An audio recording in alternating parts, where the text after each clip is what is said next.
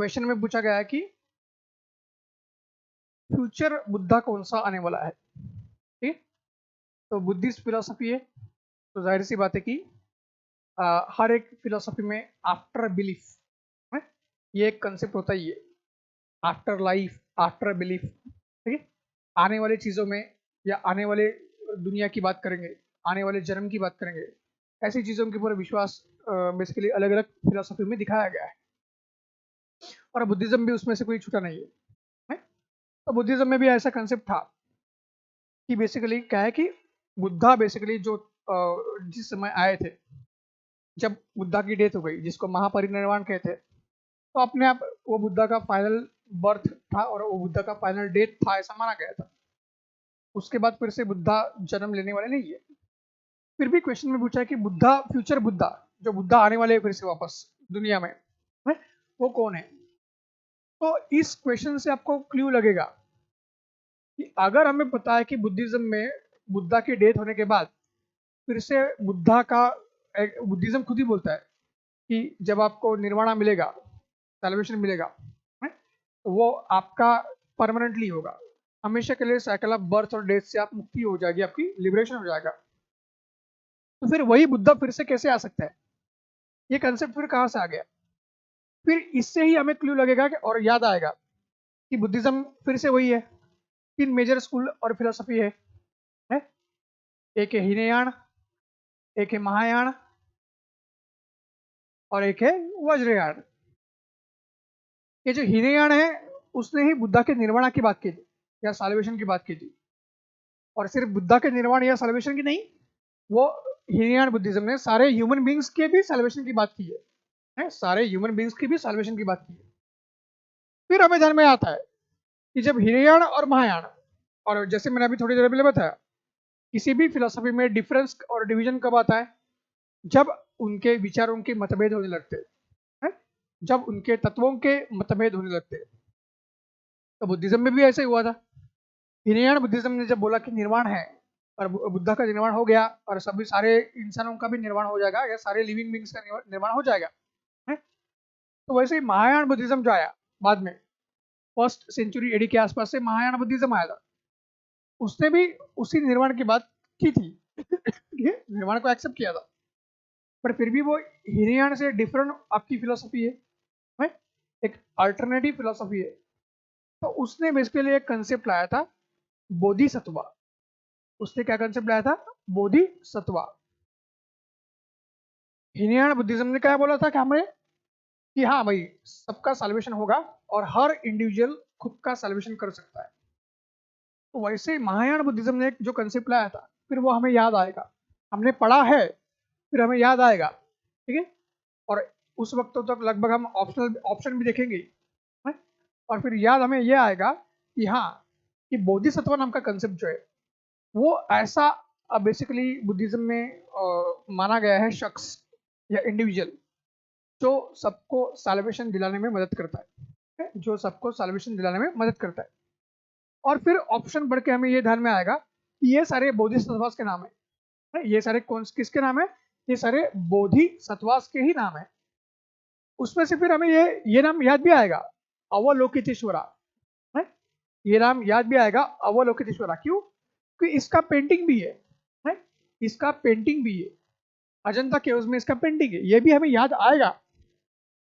और क्योंकि हम कोई हर चीज तो भूलते नहीं है, रिवीजन करने के बाद बुद्धिज्म की 10 चीजों में से 2 चीजें भूल सकते हैं, 3 भूल सकते हैं, मैक्सिमम 4 भूल सकते हैं, 6 तो याद रहेगी, है? उतना तो याद रहेगा ही रहेगा। तो पेंटिंग की वजह से और अजंता केव की वजह से ध्यान में आएगा, अवलोकितेश्वरा जो है वो बेसिकली अजंता पेंटिंग में उसका फेमस पेंटिंग है। तो ये फ्यूचर बुद्धा नहीं है। मेरे पढ़ने में ये तो ये आया है कि ये फ्यूचर बुद्धा में कभी नहीं आया है? ये खास करके सबसे फेमस बुद्धा में आता है। बुद्धिज्म के सबसे फेमस जो बोधिसत्व है उसमें अवलोकितेश्वरा सबसे फेमस माना जाता है, ये आपको याद आएगा, ठीक है। तो ये नहीं है, तो एक ऑप्शन चला गया आपका, ठीक है। फिर लोकेश्वरा, फ्यूचर बुद्धा अगर है तो ऐसा है कि जो एक ऐसा कॉमन नाम है, ठीक है, और एक ऐसा फेमस नाम है, वो बेसिकली बार बार हमें देखने को मिलता है। लोकेश्वरा ये नाम ही बहुत हमने कम देखा है, कम पढ़ा है? तो डेफिनेटली इसको भी थोड़ा हटा ही सकते हैं एलिमिनेशन के हिसाब से, ठीक है। फिर ये नाम है पद्मपाणि। अरे पद्मपाणि तो इसका ही नाम है, ये जो ऊपर अवलोकितेश्वरा है उसको ही तो पद्मपाणि बोलते हैं, क्योंकि पद्म का मीनिंग लोटस, तो पाणी मीन्स जो हाथ में लोटस पकड़ता है। उस पेंटिंग में तो हमने यही देखा है, तो ये तो उसका ही नाम है, ये भी नहीं है बिल्कुल। तो फिर जाहिर सी बात है हमारे पास एक ही ऑप्शन है, मैत्रेय है। हमारे पास क्या है, एक ही ऑप्शन है, मैत्रेय बुद्धा, ठीक है। तो ये चीज ध्यान में रखना है। तो फिर ऑटोमेटिक आप सही ऑप्शन की तरफ अपने आप आओगे। भले ही 4 डिफरेंट अलग अलग नाम है, बट हर एक का काम अलग है? ये नाम अलग अलग होने के बावजूद क्या है, या नाम मिलते जुलते होने के बावजूद क्या है, हर एक का काम अलग है? और कहीं ना कहीं कोई पेंटिंग के रूप में हम जानते हैं, कोई किसी लिटरेचर में कई रेफरेंस हमें मिला है? या किसी का और कुछ आपका रेफरेंस मिला है। इस वजह से फ्यूचर बुद्धा में तो किसी का रेफरेंस ऐसा नहीं मिला है कि जो इन नामों में से है, लेकिन मैत्रेय बुद्धा जरूर है कि फिर हमें अपने आप याद आएगा, अरे हाँ मैत्रेय तो ये है कि फ्यूचर बुद्धा में तो मैत्रेय ही है? और आप अपने आप फिर से सही चुनाव की तरफ आओगे और आप मार्क कर पाओगे। तो फिर से ये फैक्चुअल क्वेश्चन को थोड़ा सा उल्टा देख के, थोड़ा घूम के, हमें पता है डेस्टिनेशन हमें सामने है, पर याद नहीं आ रहा कि एग्जैक्टली सामने वो कहाँ है, ठीक है। कितना वो सामने हमारे है पता नहीं चल रहा है, तो फिर थोड़ा सा उल्टा घूम के आ जाओ, थोड़ा सा आजू बाजू का सराउंडिंग देख के आ जाओ, फिर पता करो कि हाँ भाई ये चीजें लग रही है कि इस यहाँ पे भी फिर होना चाहिए, है? इस पेड़ के साइड में उस पेड़ के साइड में ऐसा करके हम जब आते हैं, तो उसी हिसाब से बेसिकली क्या है कि आप अपने आप थोड़ा घूम के फिर सही ऑप्शन की तरफ आ जाओगे। आइए चलिए आगे चलते हैं। आगे देखिए, फिर से 3 चीजें दी हुई है और उसमें से पूछा है कि इनमें से कौन सी चीज या कौन सी चीजें महायान बुद्धिज्म का फीचर है? इनमें से कौन सी, एक भी हो सकता है या एक से भी ज्यादा या सभी हो सकते हैं कि जो महायान बुद्धिज्म के फीचर है, तो वो हमें देखना है? पहला फीचर देखते हैं, डेइफिकेशन ऑफ द बुद्धा। दूसरा, बोधिसत्वा। तीसरा, इमेज वर्शिप एंड रिचुअल्स।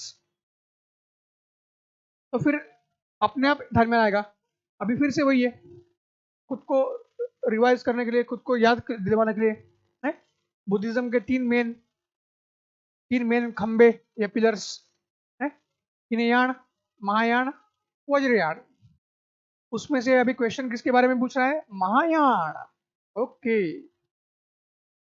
और खास करके महायान की कंपैरिजन नॉर्मली हिनयान से ज्यादा होती है? वज्रयान तो बहुत बात की चीज है, हिनयान के साथ ज्यादा कंपैरिजन होती है। तो कंपैरिजन होती है तो फिर हम देखते हैं, तो हिनयान और महायान अलग मेन क्यों हो गए थे? कि सबसे इंपॉर्टेंट चीज वही थी कि बुद्धा जब खुद आए, उन्होंने जो अपने टीचिंग्स और प्रिंसिपल्स बताए हैं, वहीं से हिनयान बुद्धिज्म शुरू हो गया। और बुद्धा ने खुद ही भगवान का अपोज किया था, मतलब भगवान डायरेक्टली नहीं है ऐसा नहीं बोला था, भगवान हो भी सकता है नहीं भी हो सकता है, सामने वाले के ऊपर है। सामने वाले को अगर लगता है कि भगवान है तो है, भगवान नहीं है तो नहीं है। लेकिन ओवरऑल बुद्धा और बुद्धिस्ट फिलोसफी जो थी उस समय, उसका रुख वही तक था कि भगवान नहीं है। खास करके यूनिवर्स किसने पैदा किया, तो वो भगवान ने पैदा नहीं किया, ऐसा ही बुद्धिज्म ने बोला है। तो ओवरऑल फिर हमें ध्यान में आएगा कि क्या है कि बुद्धिज्म भगवान में विश्वास ज्यादा रखता नहीं है। और यहाँ पे है कि बुद्धा को भगवान बनाया गया है, डेइफिकेशन, मतलब बुद्धा को बेसिकली भगवान बनाना, देवत्वारोपण, यहाँ पे जो लिखा है देवत्वारोपण, ठीक है। तो डेफिनेटली यस, इसी वजह से तो डिफरेंस आया, हिनयान और महायान एक दूसरे से अलग हो गए। क्यों? क्योंकि एक बोल रहा है कि भगवान नहीं है, और दूसरे जो अभी नए लोग आए वो बोलते हैं भगवान है। बुद्धा कौन भगवान है? खुद बुद्धा ही भगवान है? यस, तो डेफिनेटली पहला सही है, फिर हमें याद आएगा, बिल्कुल आएगा। फिर दूसरा बोधिसत्व, फिर अभी अभी पढ़ते वक्त भी पता चलेगा है कि भाई अभी अभी हमने बोधिसत्व देखा, 3-4 नाम देखे और वो सारे बोधिसत्व ही थे। ये बोधिसत्व का जो कंसेप्ट है तो डेफिनेटली है महायान में, हिनयान में तो इतना दिखता नहीं है, महायान में है। दूसरा भी सही है? तो हमारा ऑप्शन बी भी हो सकता है? तो पहला एलिमिनेट करना है, ए निकल गया, ठीक है। और दूसरा भी है तो क्या है, हमारा बी भी हो सकता है, या आपका बेसिकली क्या है कि डी भी हो सकता है, सी भी जाएगा। तो बी और डी में से भी चुनाव करना है। फिर देखिए इमेज वर्शिप एंड रिचुअल्स, तो बिल्कुल बुद्धिज्म जब शुरुआत में आया था वो किसके खिलाफ आया था? कि आपके रिचुअल्स के खिलाफ ही आया था। यस, ये हमें पढ़ने के बाद थोड़ा सा ध्यान में रहेगा, क्योंकि ये बेसिक फिलोसफी है। और जैनिज्म के भी कंपैरिजन में हम देखते हैं दोनों जैनिज्म बुद्धिज्म दोनों ने वैदिक रिलीजन को अपोज किया था। क्यों? क्योंकि रिचुअल्स, ऑर्थोडॉक्सी, सुपरस्टिशन, ये सारी चीजों के खिलाफ, आइडल या इमेज वर्शिप वर्शिप के खिलाफ किया था। तो जाहिर सी बात है कि इसलिए जो बुद्धिज्म आया वो सारी चीजों को अपोज कर रहा था, और वो है हीनयान बुद्धिज्म। कौन सा है वो? हीनयान बुद्धिज्म है। और अभी हीनयान और महायान अलग है ना, तो जो हीनयान कहेगा उसके खिलाफ महायान जाएगा। जो हीनयान कहेगा कि बुद्धा को भगवान मत बोलो, महायान बोलेगा हम बुद्धा को भगवान बोलेंगे, हम उसकी पूजा करेंगे। तो इसलिए महायान वालों ने क्या है, इमेज वर्शिप या आइडल वर्शिप और बुद्धा की पूजा करना शुरू किया। और जो रिचुअल्स को मना किया गया था उन लोगों ने रिचुअल्स लाए।